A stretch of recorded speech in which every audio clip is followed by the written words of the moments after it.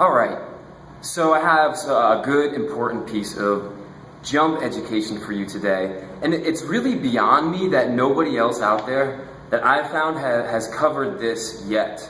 And maybe no one agrees with me, maybe that's what it is. But here's my take on the most important thing you can do to increase your vertical. And it's not one exercise, it's not do this exercise or eat this food or wear this shoe and instantly increase 10 inches on your vertical. That's not how it works. However, this is going to increase your vertical like crazy if you just do it. And everybody, that is, you have to jump a lot. So what do I mean? Well, duh, yeah, if you're trying to increase your vertical, you jump. But, I mean, forget the training for a minute, forget the weight room, forget all the plyometric stuff I tell you to do. If you're not actually performing full on 100% effort, full approach, fast pace, fast speed jumps, you're not going to get better at them. I mean, think about it. Think about a boxer or something, like a really good professional boxer. Now, he's going to spend hours in the gym all the time, and he's going to be hitting the punching bag. He's going to be hitting, a speed bag. He's going to be doing the big bag. He's going to have a coach telling him how to use his hands or something. I don't know. I don't box, but I imagine that's what they do. Anyway, but at the end of the day, what he's going to do to get better at it is actually box. He's going to set up fights. He's going to box someone else, and that's how he's going to learn how to do it. Okay, something else, like a baseball player swinging at a baseball. So I'm sure there's all sorts of exercises they can do to get the left side, if they're a right-handed batter, to get the left side of their core here stretched out so they can use that to lead through with the hips and everything. And there's probably stretches they do so they can lead with their hips, and all this stuff to turn their hands over, all these little things that are going to critique it. But at the end of the day, they get in the batting cage and they hit baseballs, because that's what's going to get your hitting better. And that's what I'm talking about with jumping. So let me explain this a little more if you're still like, what the heck are you talking about? Because most of you probably have no idea what I'm talking about. So I'm just going to take an example of somebody. Let's say you right now can dunk a basketball with one hand, and you're 6 feet tall. So you're doing better than most of the world can do. But you're not settled and you want to get better.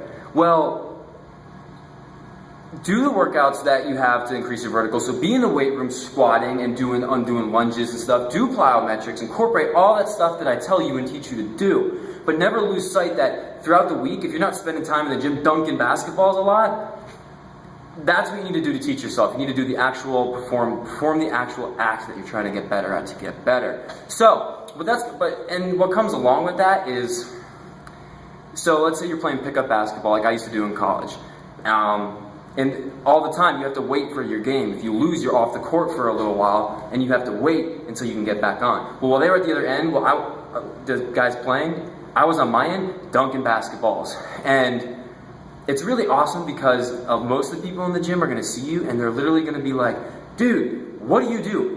What kind of workouts do you teach me how to jump? That is awesome. And it really feels pretty cool that you're making someone else excited because you can jump high and dunk a basketball. It's pretty cool, I'm not gonna lie. And absolutely it goes to your head. It went to my head. I love dunking in front of people that think it's cool, it's fun.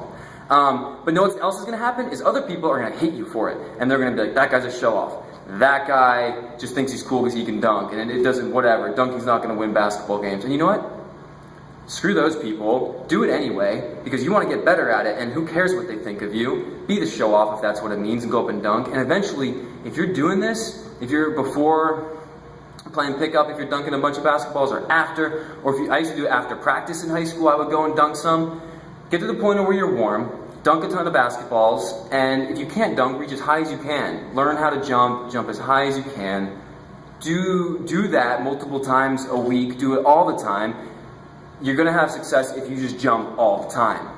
So hopefully you understand what I'm talking about. The number one most important thing to increase your vertical is to jump often and all the time, and not half effort jumps. Full effort, get warm so you don't hurt yourself, because it's a really demanding thing. It's like I've said before, like you don't see a guy walk into a weight room, put 500 pounds on the squat bar, and then just do it once and walk away. He's gonna kill himself. He's gonna hurt himself. You have to get warm, because jumping takes a lot of effort and puts a lot of strain on your body. So get warm, take a ton of jumps, start dunking like crazy, and start loving it. And I'm telling you, that's what's gonna work the best. It's not gonna work right away, but the more jumps you take, the better at them you're gonna get. Good luck, everybody.